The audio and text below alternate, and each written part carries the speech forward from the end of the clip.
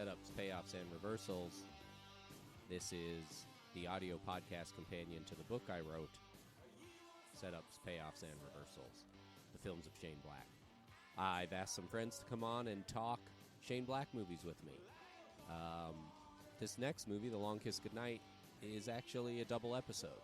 I did one with Chris Bosley, and this episode that you're about to hear is with Mike Leffingwell.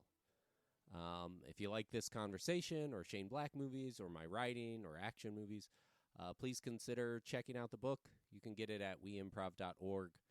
Click on the merch page. It's the first thing.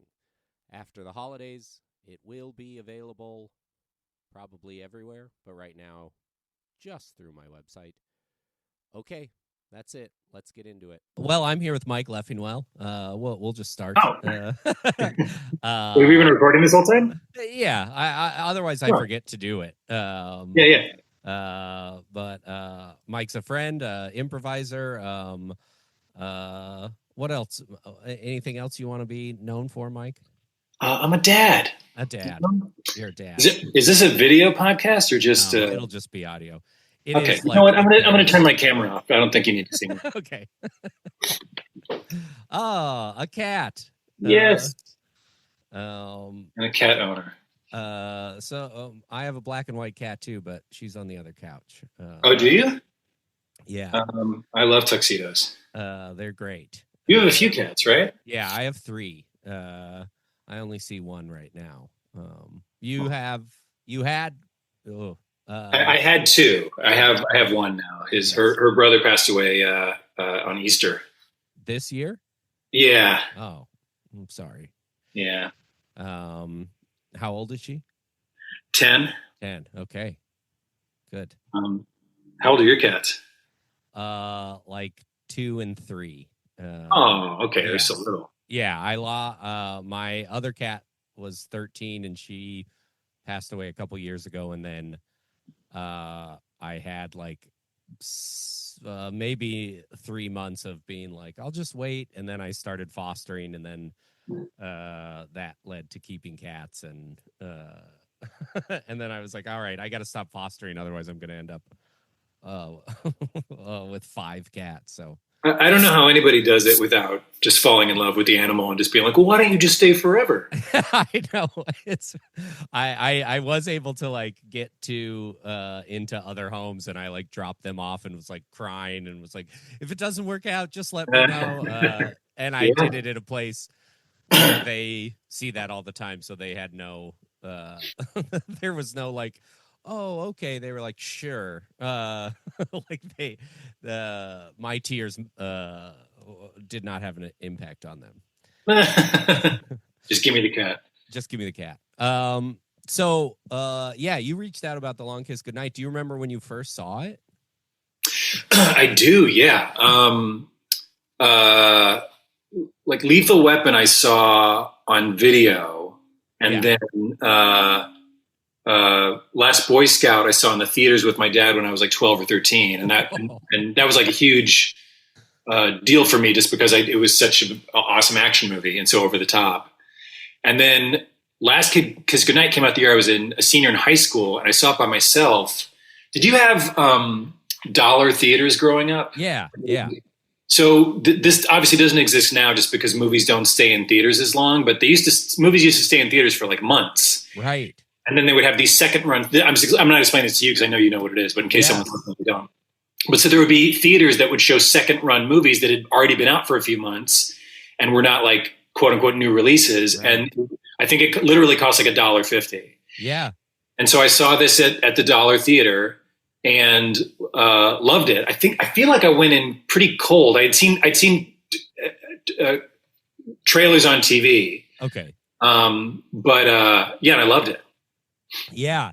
I didn't see it in theaters, and it's one that I like try and keep an eye out for if Vidiots is going to do it or something like that, because I'd love to see it in theaters. But I grew up like in a small town, and the movie theater was like 30 minutes away. So unless you really wanted to go see a movie, it wasn't like you would just drive down to the theater and see what was playing, or maybe you'd look in the newspaper and see showtimes but I don't remember this movie getting much of a push or promotion.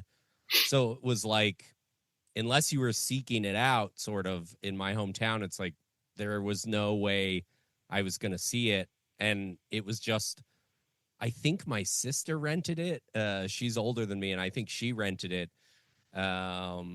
And yeah, I had no idea. And then it was like this great movie that existed that I watched so many times on VHS. And I would, to this day, I just watched it with Gilly and Dan, and neither of them had seen it. Like, I continually find people who haven't seen it. Yeah. And I feel like it's a pretty safe, it's like it's a fun movie. It's like hard. I don't worry about people not liking it, which is not, I can't say the same for all action movies, I think. 100%. I mean, it's legitimately funny. Yeah. And the action is great. And it does so many, I think something that's really great about Shane Black is that he does so many, like, almost like just cliched tropes, but he always finds a way to make them interesting, where it's like, oh, I've never seen that trope that way before. Yeah. Or he'll kind of like make a joke. Someone will make a joke of it, so he kind of hangs a lantern on it. And it just makes it work, where it's like, oh, okay, like you can do something where it's like hitting these beats that you've kind of seen before. But if it's presented in a new way, like it just pops. Like I just rewatched it again last night. Oh, great.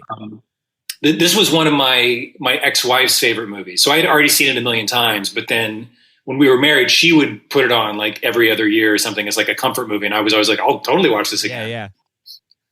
So you were a teenager when you saw it? Yeah, I was a teenager, and it just fell into the pantheon of like, I couldn't have, I didn't know that, like I said, it was written by anybody different, but it was like, this one is better than Tango and Cash or like Rush Hour or any of those movies. Like, but it never had kind of like the cultural fingerprint, I feel like, of the other films. And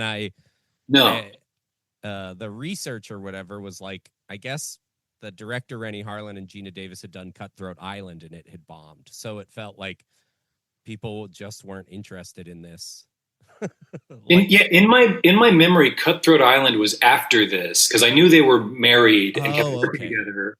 And so in my memory, it was like, yeah, they were riding high, and then they did Cutthroat Island. Yeah. But although I don't think I don't know, you might know if you look this up, but like, was Long Kiss Goodnight a hit? I feel like it was not super successful. No, it was not very successful. And I don't know why. I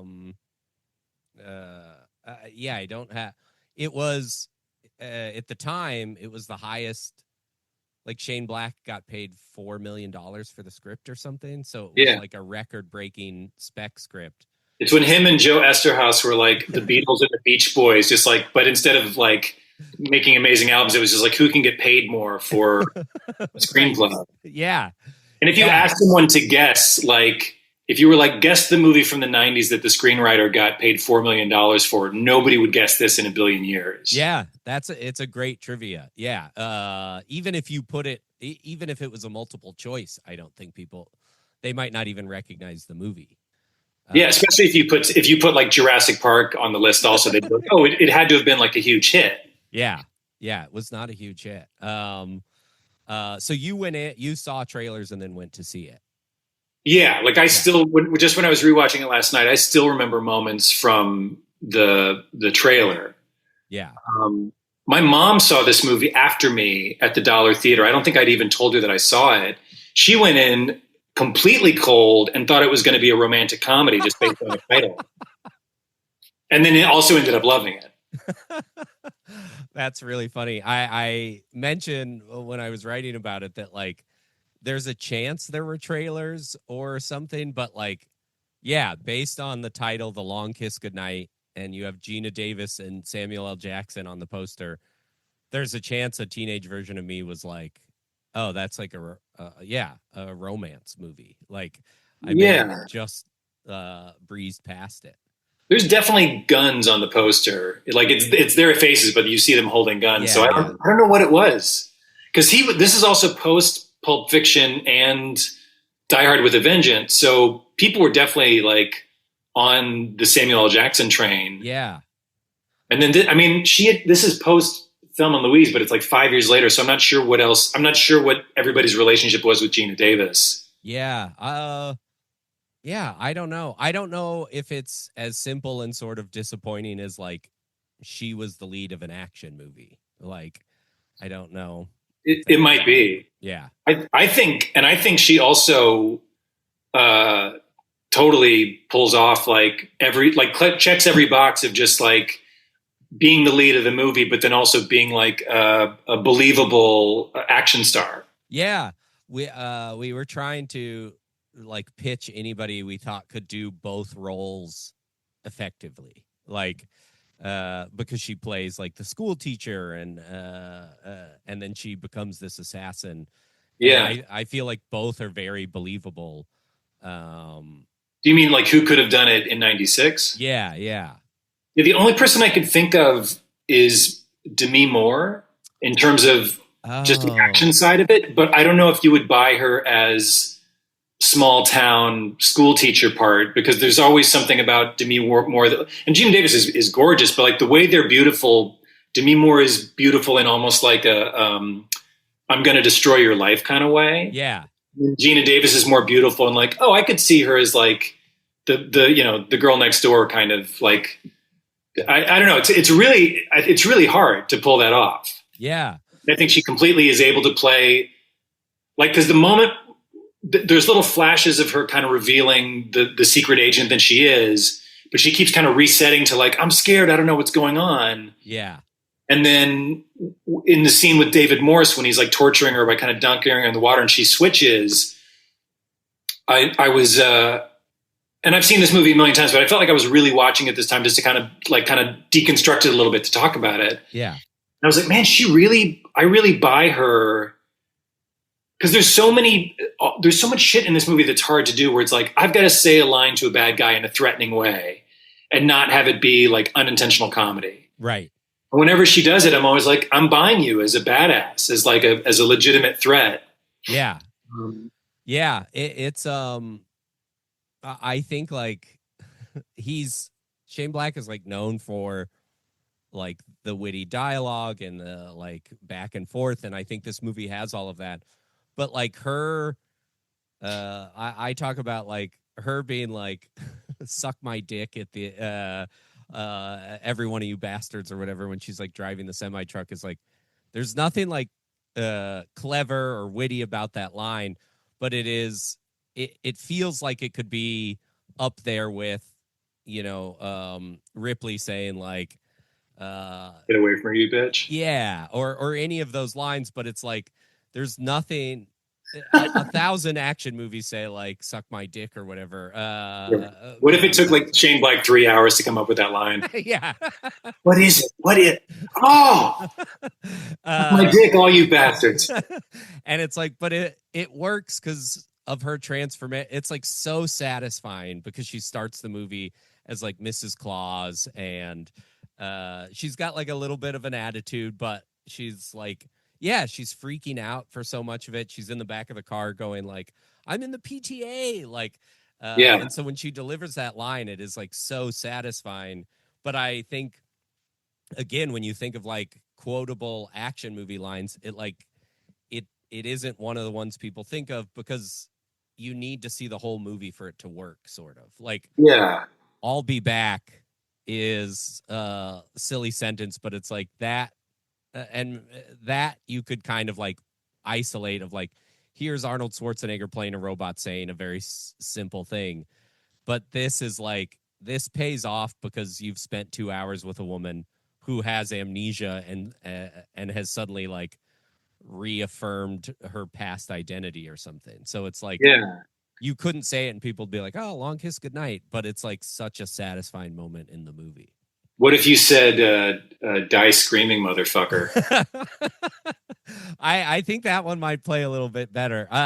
And that's another great one too, right? Where it's like she tells him she's going to do it. Like my whole thesis is like nobody does like setups and payoffs and reversals better than he does it. Like Yeah. where she's like, I'm going to watch you die screaming. And then they do it like twice. He like falls through that hole into the river or whatever, and then comes back up, and then she does it again. And it's like, oh yeah, like everything, Die Hard gets the credit for being like, we see the watch at the beginning of the movie, and then the watch is what McClane like unclasps and Gruber falls. Yeah. But it's like this movie has it all the way through. Like every line sort of pays off later on down the road. Yeah, it's so much so that there's moments in the movie that stand out to me because I'm so used to everything that he does paying off. And like the moment when they're first in the car and he like is ogling the woman who's jogging on the side and he almost veers the car off the road. It's like a minute and a half between them of dialogue, and I was just like, why is this here? Like, because I'm expecting for it to kind of pay off in some way. Yeah. Or when he's like, you don't even need me anymore. And she's like, hey, you're right. And she literally pushes him out of the car and he lays on the sidewalk and smokes a cigarette. And then she pulls up and I like that moment, but I was just like, I'm so trained with everything that he does to connect that I have to just be like, this first moment is just here because it's funny. This other moment is just here because it's like you just kind of, I don't know, yeah, I think he's the best at it. I think I agree. And watching it, I did the same thing. Like watching it, trying to like look at it through a new lens. And I think that when he swerves and like hollers at that woman or whatever, is like a little bit of that payoff is when she tries to seduce him later on in the movie, and he's like, "Oh, you're trying to bury a school teacher or whatever." Like, yeah, he has every reason to sleep with this woman because they've showed that he's like that would be all within his character, and then he like kind of doesn't do it, which is another thing I love about that movie is like they're buddies, they're like friends, like he writes any of his other characters. Like I think so many other of those movies where it's like a male and a female partner up or whatever, it's like they end up in a relationship or whatever, and this is one where that's not the story he's telling. Like I find that to be very satisfying, but without being like, oh, they have to get together at the end or whatever. Yeah, I do too, and I wonder if she was black or if he was white, if they would have tried to push the romantic side of it.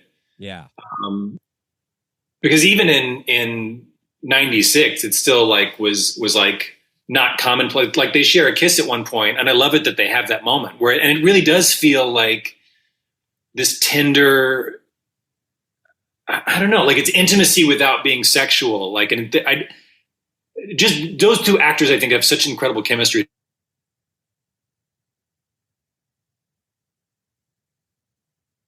Like we're like at the end, she's like, "Have you forgotten we're rich?" And I love it that she's like including him in part of that. Yeah. Yeah. Like I don't know how good, another long kiss goodnight would be, but it's like, I just enjoy watching those two so much. Yeah. Which is the best part of it, a book or a movie where you just kind of want to be in that world with those people. And like, I just love being in the world with these two. Yeah. I think his movies tend to like, they're good hangout movies. They're like very violent or whatever, but there's not a lot of to this.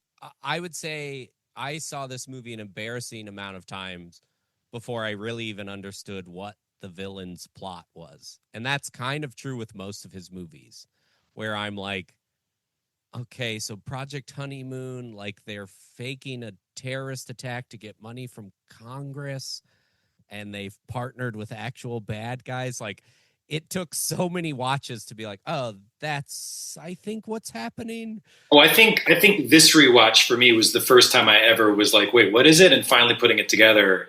Yeah. think it always just washed over me before. Yeah, it's like there's no, and that's true. Last Boy Scout is like that. It's like it's a conspiracy to legalize gambling, I think. Like, Yeah, I couldn't even tell you, and I've seen that movie 10,000 times.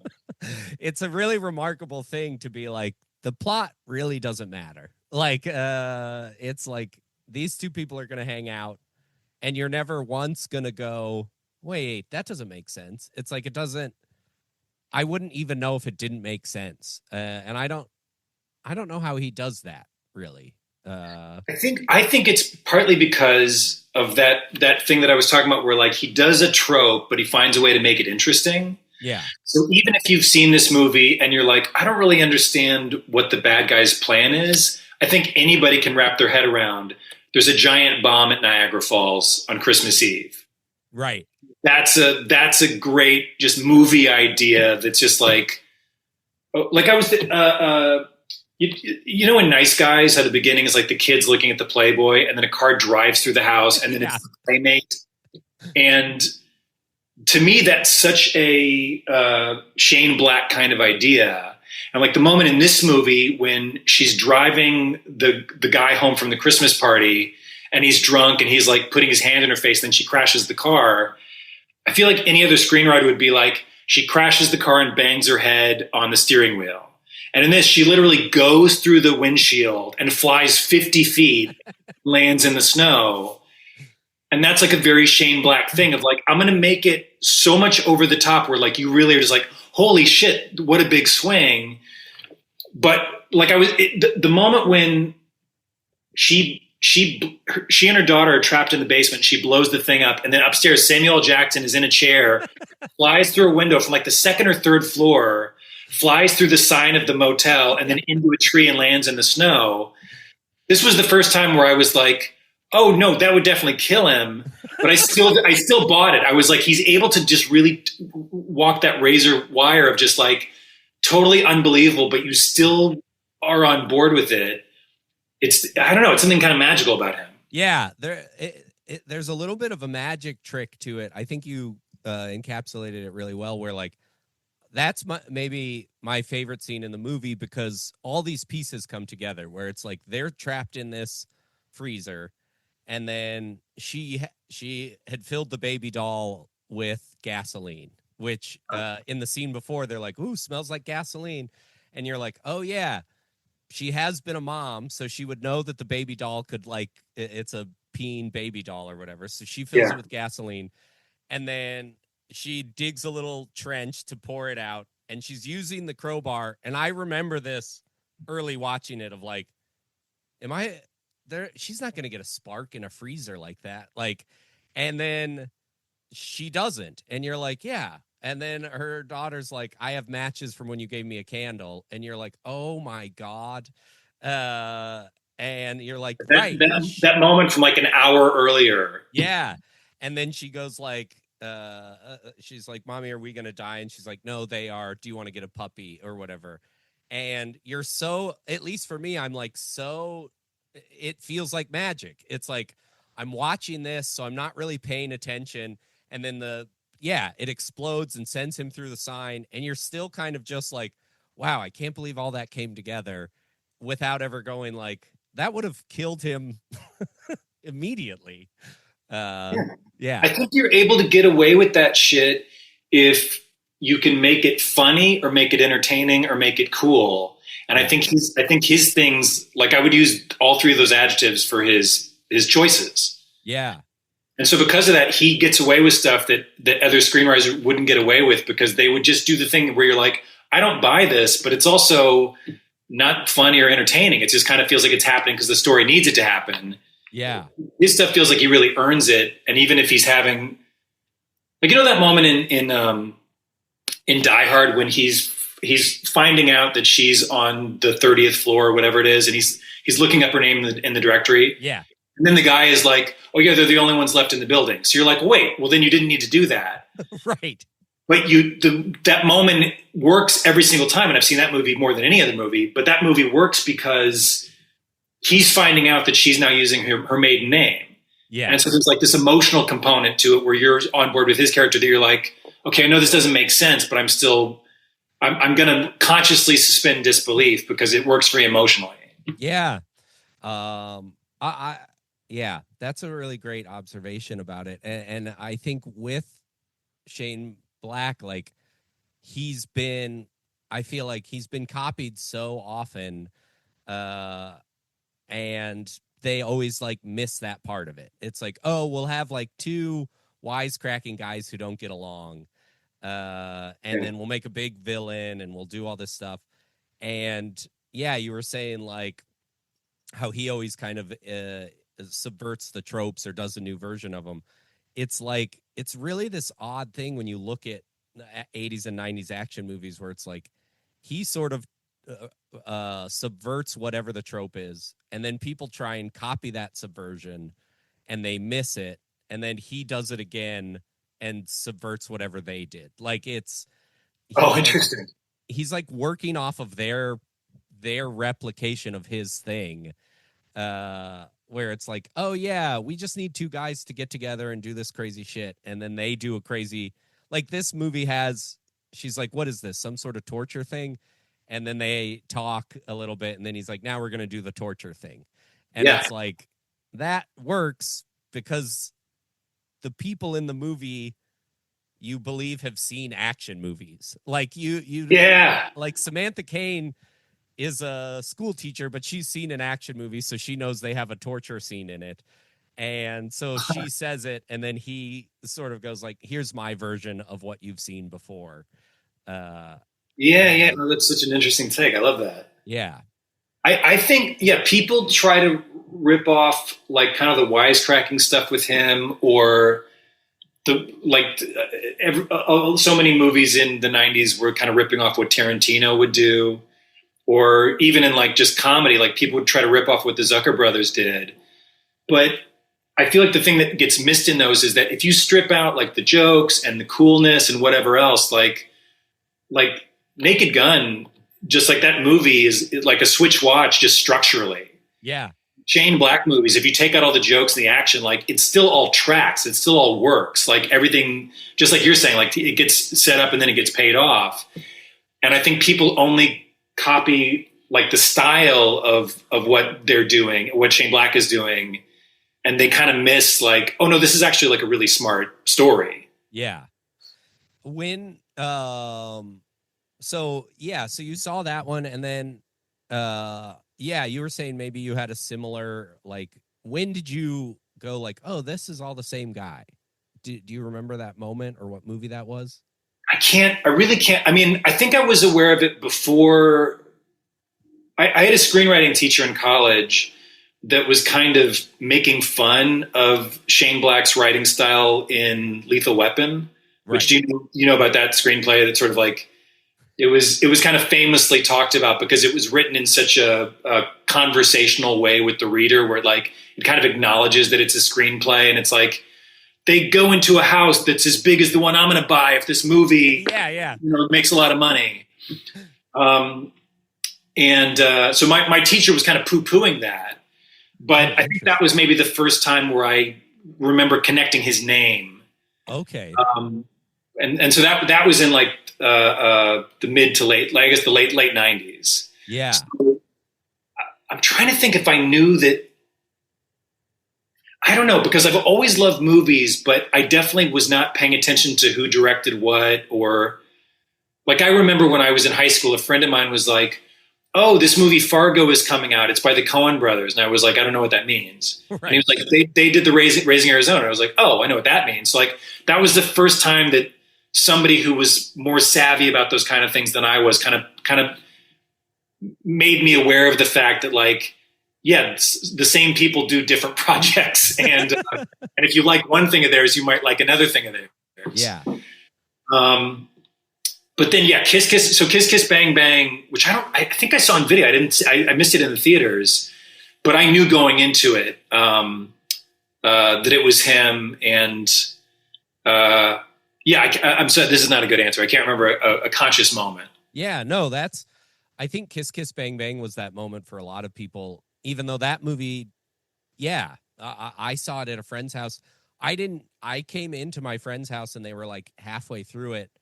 And I was like, what is this? Like I was like a big Val Kilmer fan, but I was kind of like, and I was in college. So it's like, I had some film knowledge of like, oh yeah, now I know the Coen brothers, or oh, Judd Apatow's got another movie coming out or whatever. And this one I was like, I love Val Kilmer. I've never even heard of this movie. And it was like during the Russian roulette scene, and I was like, man, this is so good. And I don't know what is happening. And I was able to use IMDb later and be like, oh, and then I was like, oh, yeah, I've seen all this guy's movies. And then after that, it was like, he's going to do Iron Man 3. And I was like so excited for that. And every time since then, I get really excited for those movies. Yeah.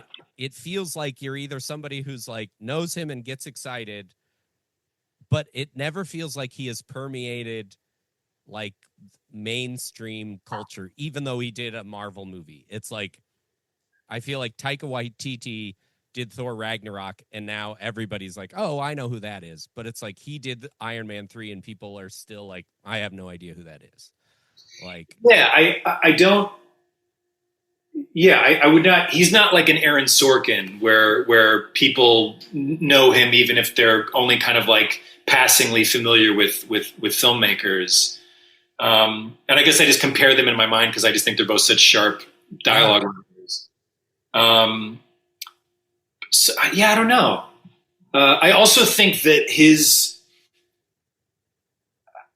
I think if you're not really familiar with it, his movies might just, if you're looking at the box in the video store, or I guess in this case, like the inch tall thumbnail on Netflix or whatever, I think they would look like just any other, like, oh, this is just like a dumb 90s action movie. Yeah. And so you wouldn't necessarily know if you just saw the cover for The Last Boy Scout of like, oh, this is really funny and smart. Yeah, I don't know. It's weird the way things stick because Long Kiss Goodnight, Last Boy Scout, I don't think have lasted. Lethal Weapon has, I think, partly because they made so many of them. Yeah. But yeah, Kiss Kiss Bang Bang, I don't know if people are picking that movie up now if they don't already know it. So yeah, he kind of has an interesting place in Hollywood because he's incredibly successful, but yeah, he doesn't seem like a household name. Yeah. Yeah, I think the thumbnail thing is a big one. Like I have sort of, kind of been reaching for that. Like, oh, maybe there's another screenwriter out there that I don't know that's putting out these very cool, sharply written action movies. And I just have to take a chance on whatever this movie is. And it's always like, man, nope. Like it is. He is like the 1% in that genre. And yeah, for whatever reason, it never elevates above that, but the movies are always sharper than the genre they sort of fall into. Yeah. Yeah. And I think of him almost as like a Stephen King or the band Slayer or something where it's like what he does is really specific and almost kind of narrow, but he's so good at it that if it's like, oh, it's going to be a buddy action comedy, that's like he could just do that over and over again, and I would buy a ticket every time. Yeah, yeah. It's there are a couple that like The Predator does not work for me, but I've watched it and been like, these guys are hanging out. This is clearly a movie that sort of got reshot and re-edited and all this stuff, but there's like 20 minutes in that movie that's like, this is better than an entire other action movie that you would sort of put in that same category, because it's like he also just, I think, gets actors who at least can acknowledge or appreciate the script, and so they're having fun with it. Like it never yeah, you were saying like, oh, the lines always, even when they're like cool lines that you have to deliver sincerely and not be laughable, it's like he gets people to do it. Like he gets Yeah. actors who are able to deliver those lines. Yeah. I mean, I also think, I think people also have, like, you don't get a lot of Martin Scorsese's where it's like, I'm still doing what could arguably be some of my best work in my like sixth decade of doing this. Yeah. So I think a lot of people have, it's like, here's my 10-year window where I was kind of at my peak, and I still might do interesting, good things. But if I've lost a step, like, I don't think it's an indictment of anyone. No. But the Predator and Play Dirty for me don't have that kind of special sauce with him.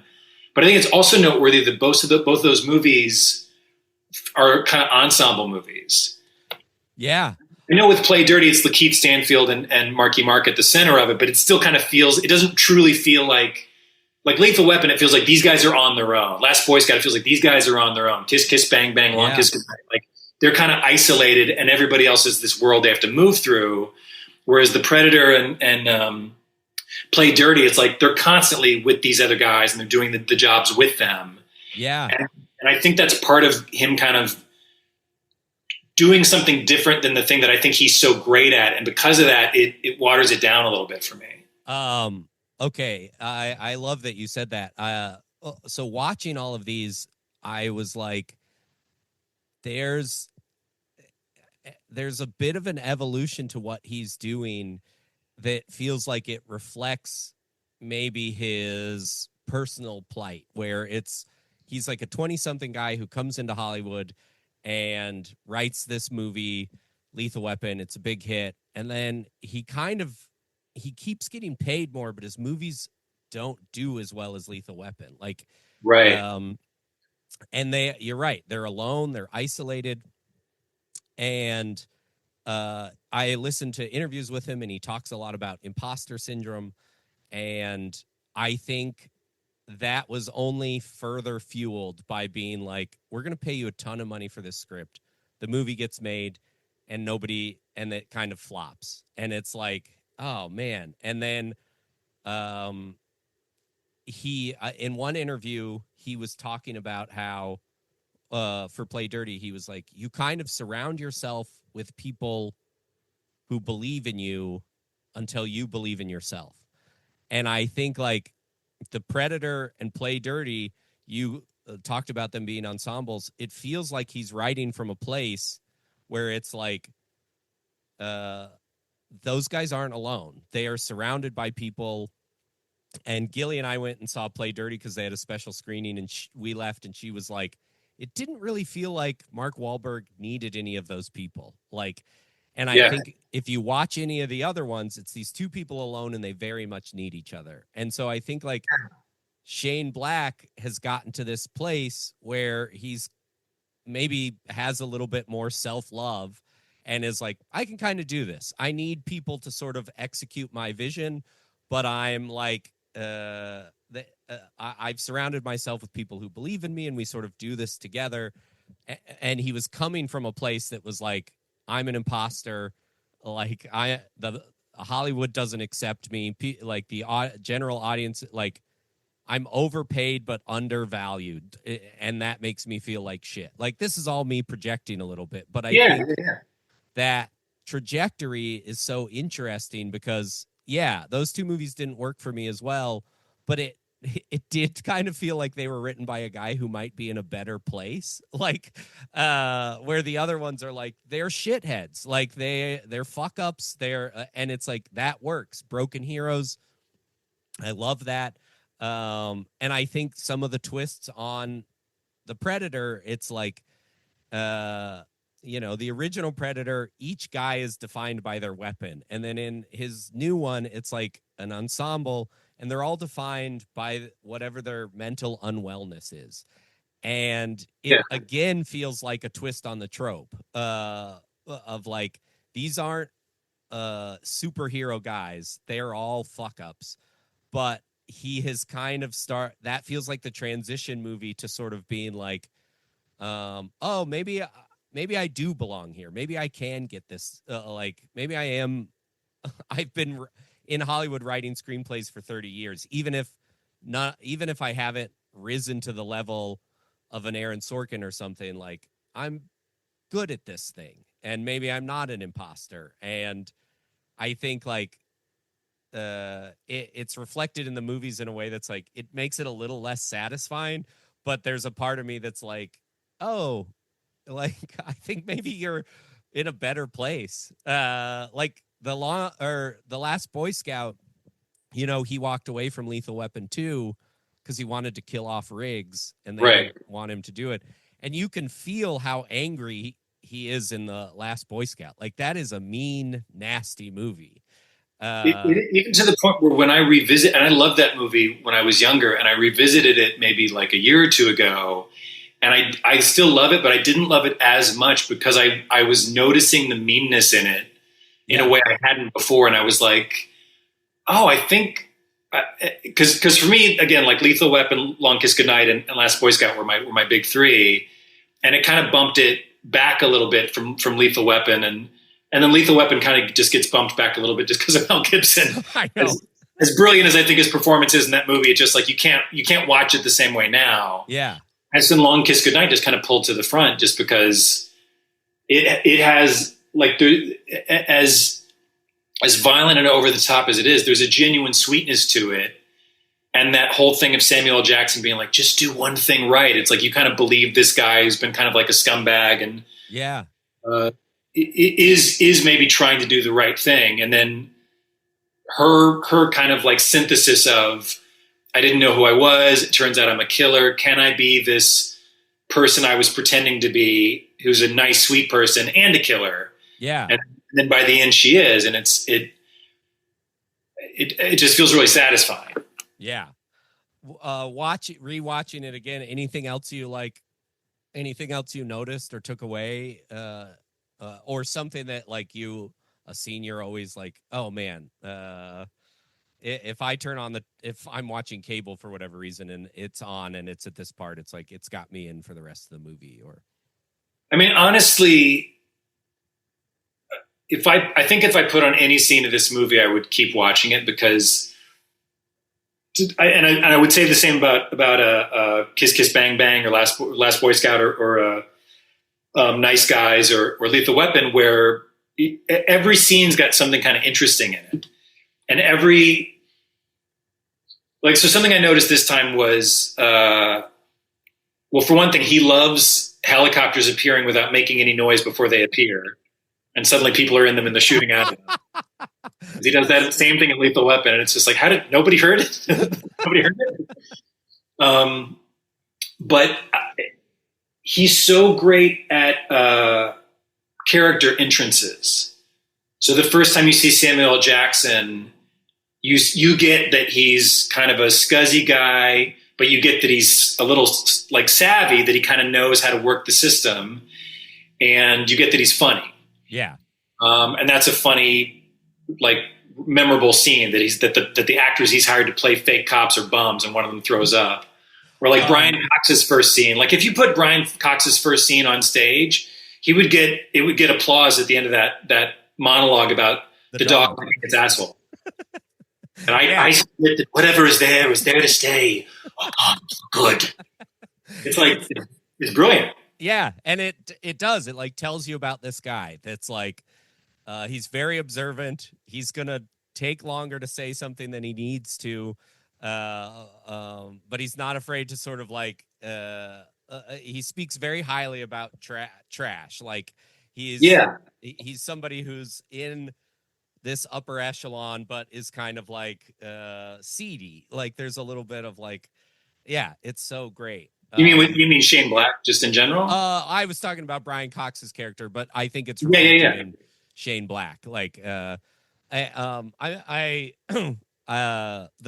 scene where we're introduced to Sam Jackson, I saw that at an age where, you know, he goes like, you're making an assumption, and everyone knows when you make an assumption, you make an ass out of you and umption. And I was at an age where I didn't get that he was doing it incorrectly, like that he wouldn't say you're making an ass out of me. So I remember being like, man, that makes no sense to me at all. And then somebody later did the like assume an ass out of you and me or whatever. And I was Yeah, like, yeah. oh, and that's like another thing where it's like, yeah, this guy's not going to, Colin McGurk pointed this out on the last Boy Scout. He's like, this guy's not going to call himself an asshole in front of these people. Like, he's going to do the funnier version of it. Yeah. It's like, you're an ass. Yeah.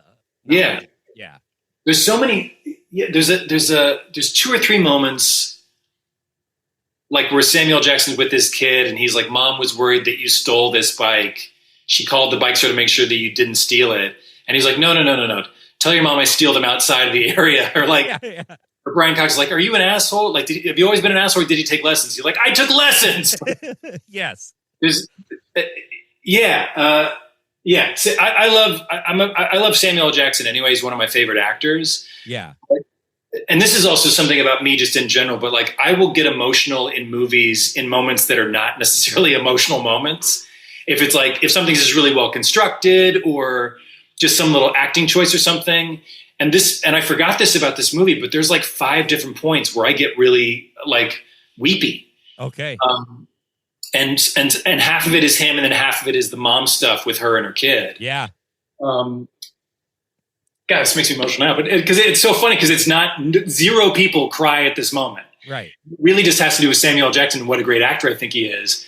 But when she first finds the gun in her suitcase and it fires off and he's like, I can't do this, I'm leaving. And she's like, no, Hennessy, please. Like, I don't know who I am. It's like prison. Do you know what that's like? And he's like, yeah, I do. 4 years in a real shithole. Yeah. And I'm not going back. Yeah. And he's just able to communicate. Like that's a screenwriting line, but he's able to communicate so much where I believe it. I really believe that this guy's been through something.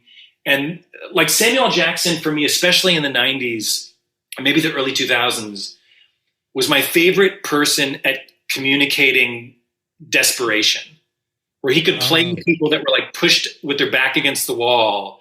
And then there's also almost something like feral about him, like Changing Lanes or A Time to Kill. Yeah. Where there's moments where you feel, and I don't mean this movie because in this movie, I think he does such a nice job of really kind of like giving her the kick-ass part. And he really is like, I need you to help me. Yeah. But just kind of this unpredictability where you're not sure what he's going to do. He does some of the best eye acting in this movie, like where he just like gives a look that says so much. And I get goosebumps when she's talking into the radio and she's like, somebody help me. And they're like, we hear you, ma'am. We're not going to do anything or whatever. And then he sits up in the car. Oh yeah. Bad to the bone. You get the guitar riff and then he goes like, you can't kill me, motherfuckers. Yeah. Like, it's like, it gives me chills.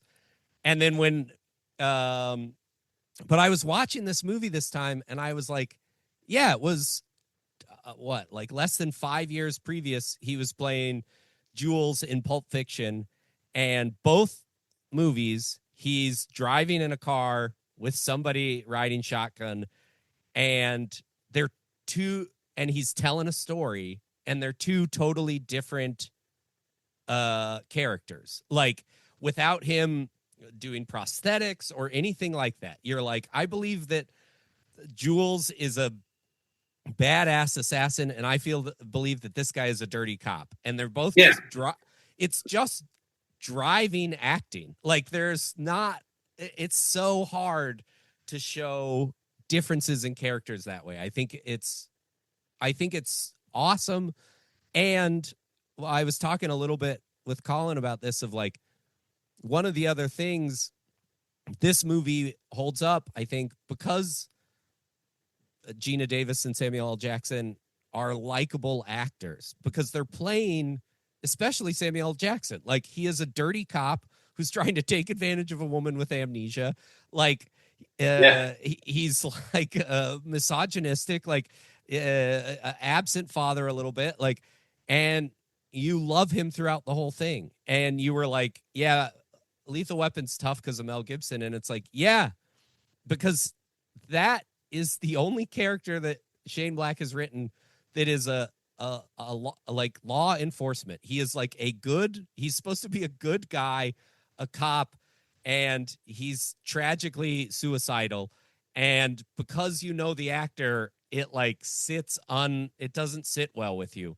But every other character, it's like Joe Hollenbach is a fucking disgraced Secret Service agent. He's a drunk. His wife hates him. His kid hates him. But you're like, I like Bruce Willis. Like, I like this guy. Like, and the nice guys, it's like Gosling and Crowe are likable enough to play absolute assholes. Like, and you don't really realize it when you're watching that movie, but you're like, Gosling is an alcoholic who's ruining his daughter's life. Like, he's lying to old people. Like, Russell Crowe just goes around punching people in the face. But it's like those characters are so much more likable than Riggs because I know who the guy playing Riggs is. Yeah. And so I don't know if you can attribute any of that to Shane Black, but it's like he writes characters that depending on who's playing them, you can like them no matter how low life they are. Well, I mean, I not to be too like armchair psychologist-y, but so if Lethal Weapon is the last time that he had someone playing cop, it's almost like that's the last time he had a main character who was part of the system. And then every other character was someone who was like, had been kind of fucked over by the system. That's maybe an avatar for him.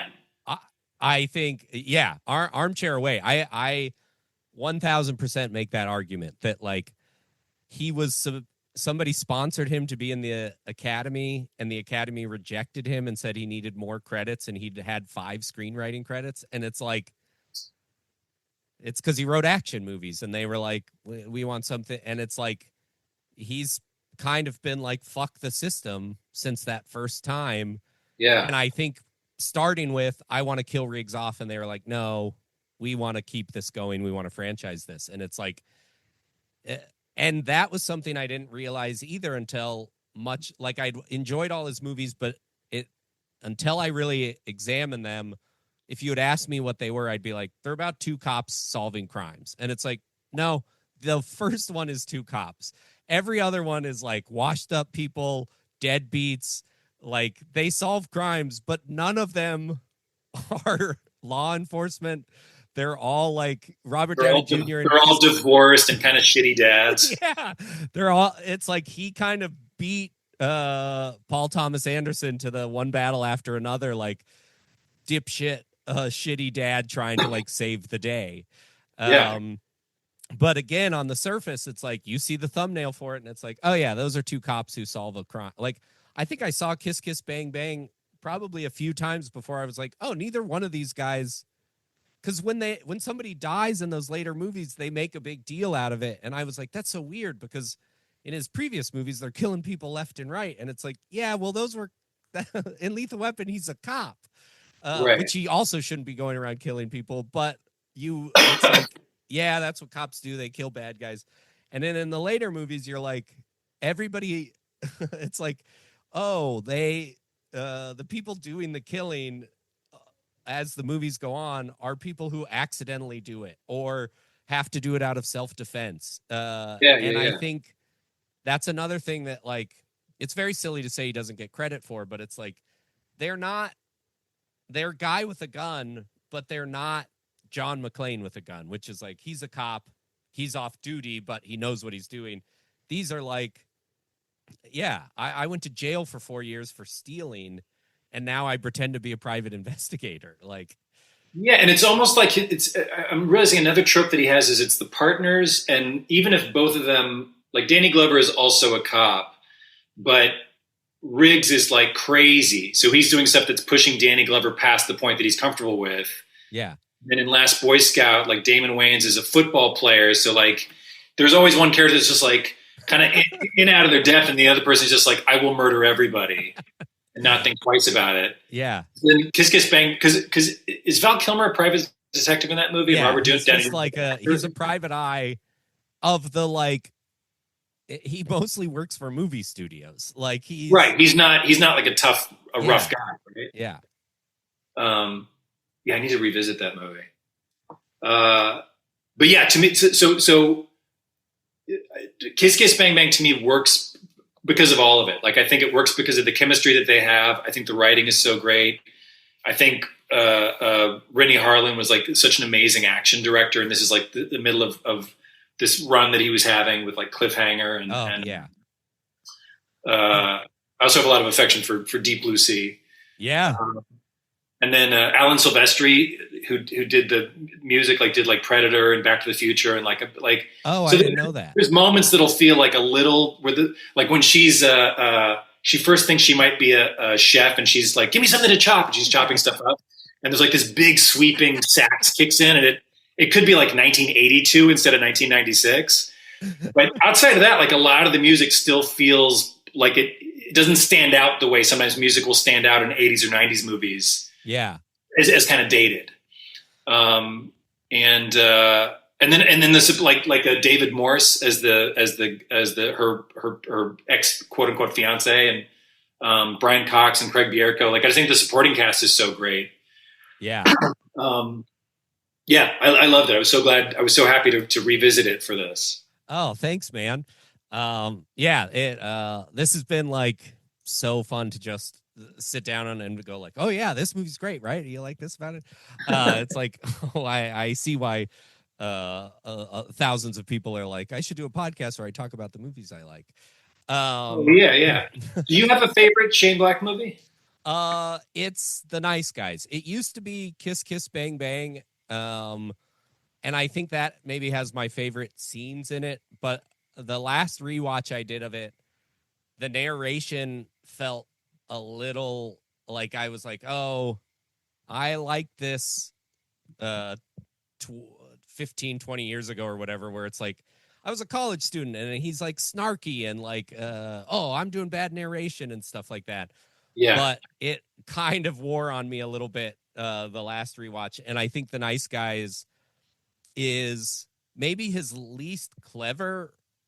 Like the dialogue isn't as clever in those movies or in The Nice Guys, but like their chemistry, and every time I watch that movie I get something else out of it. And I think the action, I remember when the trailer came out, I read it somewhere or I heard a podcast where someone was like, that trailer for The Nice Guys has like 5 moments I've never seen executed in film.